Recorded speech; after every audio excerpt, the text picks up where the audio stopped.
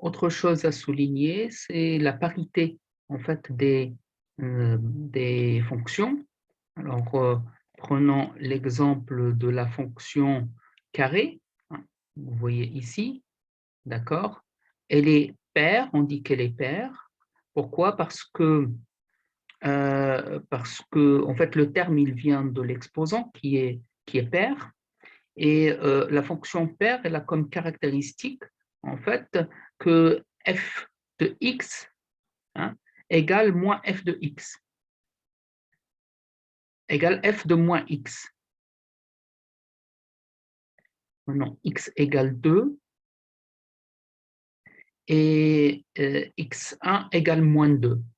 Vous voyez que f de x, et là nous avons f de moins x. Eh bien, f de x égale f de moins x.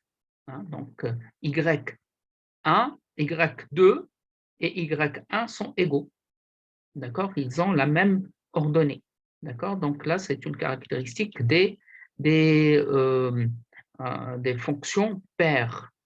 Mettons n égale 4, on va voir qu'on a la même chose.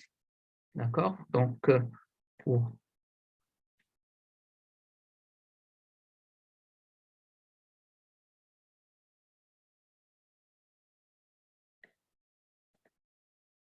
x égale moins 1 et x2 égale 1.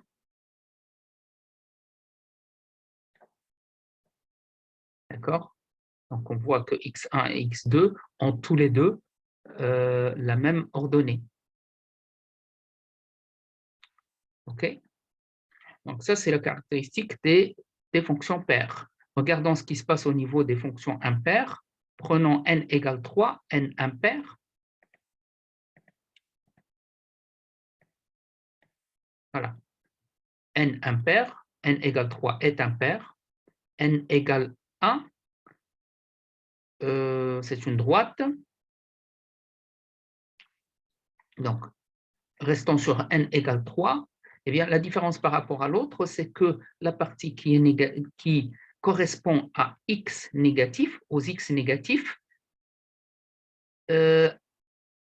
a des y négatifs. D'accord? Alors que tout à l'heure, avec n égale 2, eh bien, c'est une fonction qui est parfaitement positive, et toujours positive, quel que soit x. Avec des x positifs, nous avons des y positifs. Avec des x négatifs, nous avons des y négatifs. Ce n'est pas le cas quand n égale 3. Là, pour les x positifs, nous avons des y positifs. Lorsque x est négatif, nous avons y négatif. Et en valeur absolue, ils sont égaux.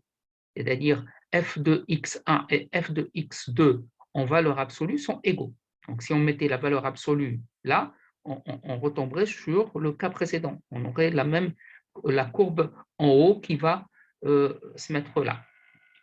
D'accord?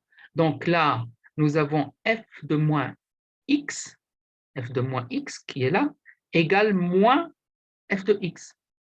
D'accord? Donc tout à l'heure, f de x et f de moins x étaient égaux. Là, f moins x n'est pas égal à f de x, elle est égale à son opposé, c'est-à-dire moins f de x. D'accord? Ensuite, il y a une manière graphique assez astucieuse pour pouvoir les reconnaître. Eh bien, la fonction impaire est symétrique sur l'origine, c'est-à-dire qu'elle présente une symétrie centrale et le centre de symétrie étant l'origine. Donc là, ce point et ce point-là, jaune, sont symétriques par rapport au centre du repère orthonormé. Alors que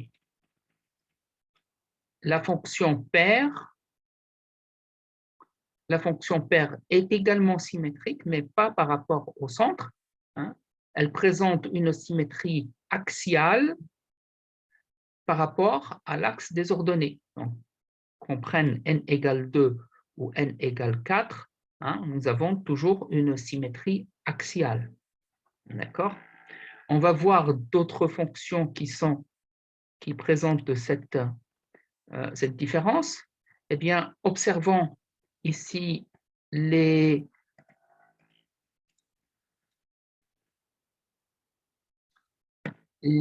courbes sinus et cosinus, cosinus en marron et sinus en violet, eh bien, on voit très bien que la courbe cosinus est paire. Pourquoi? Parce qu'elle présente une symétrie axiale par rapport à l'axe des Y. Très bien.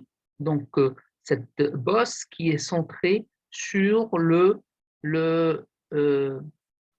l'axe des Y. D'accord?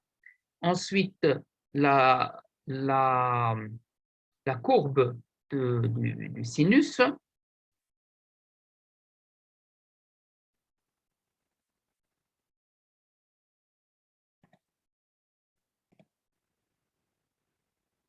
un autre exemple pour montrer la parité de fonctions, eh bien, elle se présente ici avec la fonction sinus et la fonction cosinus. Eh bien, commençons par la fonction cos. On remarque qu'elle est paire parce que elle est centrée, en fait, elle est symétrique par rapport à l'axe des ordonnées. Hein, on voit bien que l'axe des ordonnées coupe en deux parties égales cette bosse, d'accord? Et donc, de part et d'autre, nous avons ce creux-là qui correspond à celui-ci, qui sont parfaitement symétriques. Donc là, nous avons une fonction paire. Par contre, la fonction impaire, on voit qu'elle est décalée par rapport à l'axe des ordonnées.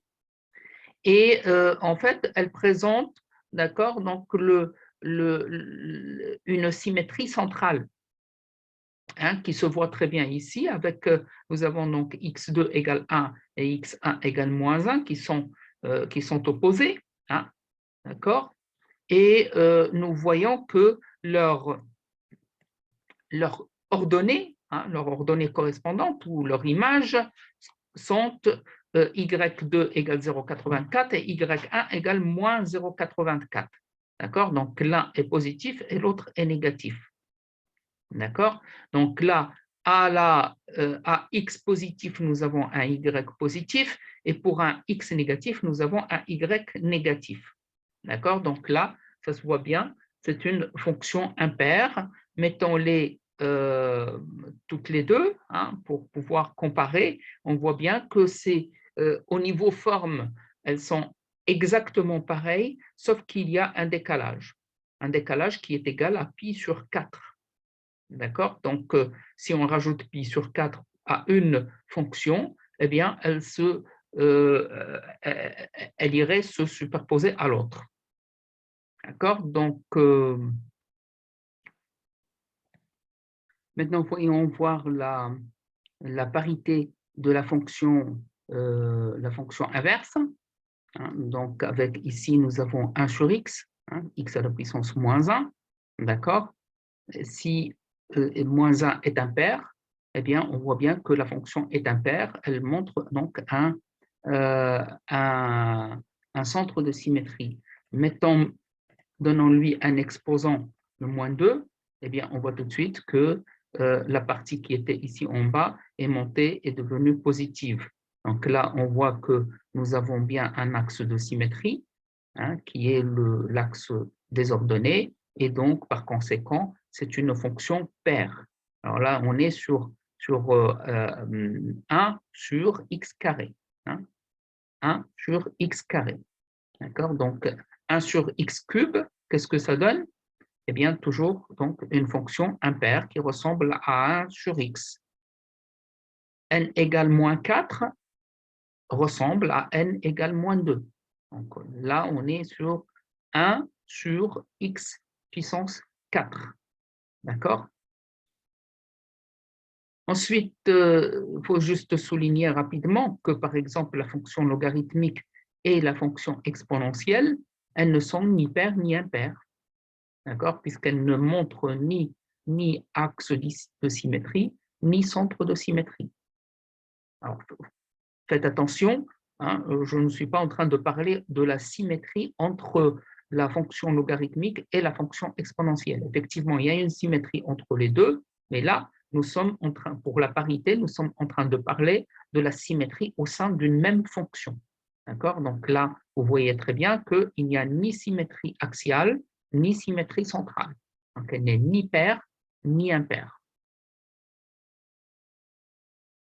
Eh bien, la suite dans une autre vidéo. Merci de votre attention et à bientôt.